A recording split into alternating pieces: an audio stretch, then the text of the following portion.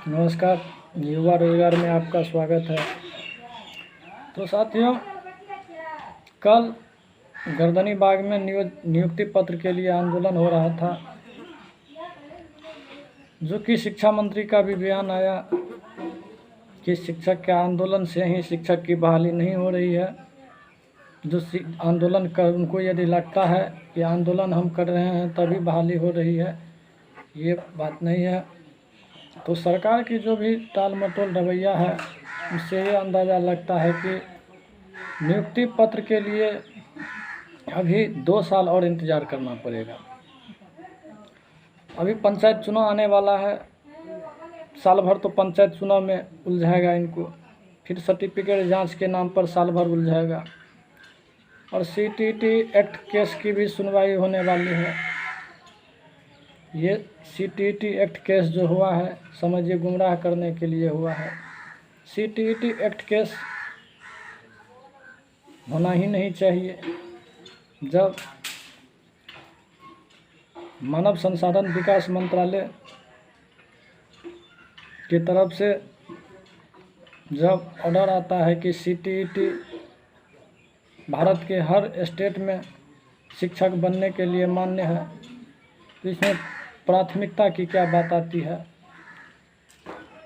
तो CTET act से कुछ प्रभाव नहीं होगा, सिर्फ यही होगा कि बहाली को कुछ लंबा वक्त तक उलझाया जाएगा। और 7th फेज की नोटिफिकेशन की जहाँ तक बात हो रही है, सिर्फ एसटीईटी के लिए हो रही है। 1 to 8 के लिए नोटिफिकेशन नहीं निकलने जा रही है, ये भी सुन लें। यदि अधिकारी का स्टेटमेंट आता है या मंत्री का स्टेटमेंट आता है, तो उसका स्टेटमेंट ठीक से पढ़ें।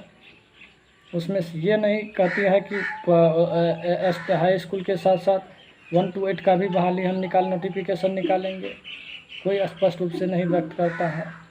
तो ये जो 50,000 जो सीट बच रही है, ये अब समझिए कि 2025 तक में एक बीटीईटी का एग्ज़ाम होगा 1 to 8 के लिए, और उसमें 2015 के बाद जितनी भी रिक्तियाँ हुई है सबको ऐड करके शामिल किया जाएगा। उससे पहले अभी कोई भी नियोजन नहीं होगा। जो ये 38,000 का नियोजन हुआ है, समझिए इसको नियुक्ति पत्र देते 2 साल लग जाएगा। शिक्षा विभाग भले बोल रही है कि हम दिसंबर तक नियुक्ति पत्र दे देंगे, ये इस पर भरोसा नहीं करें। यदि आप देख लें, यदि 2019 में शिक्षक की बहाली स्टार्ट हुई, अभी 21 बीतने को है, फिर भी नहीं पूरा हो सका। इतनी टेक्नोलॉजी विकसित होने के बावजूद भी ऑफलाइन आवेदन होता है। सभी नियोजन इकाइयाँ में दौड़नी पड़ती है विद्यार्थियों को, जिससे बहुत सारी परेशानियों का सामना करना पड़ता है।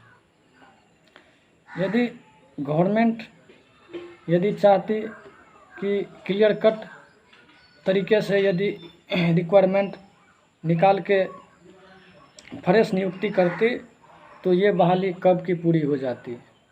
तो ये पूरे करने की मंशा में नहीं है। इसलिए दोस्तों, आंदोलन भी करने से कुछ नहीं हो रहा है।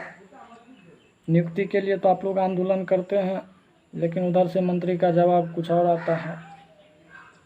हम लोग दिसंबर में सीटीईटी क्वालिफाई किए, हाई कोर्ट केस हुआ, उसमें भी जजमेंट हम लोग के पक्ष में नहीं आया, जबकि दिसंबर वाले को शामिल कर लेना चाहिए था।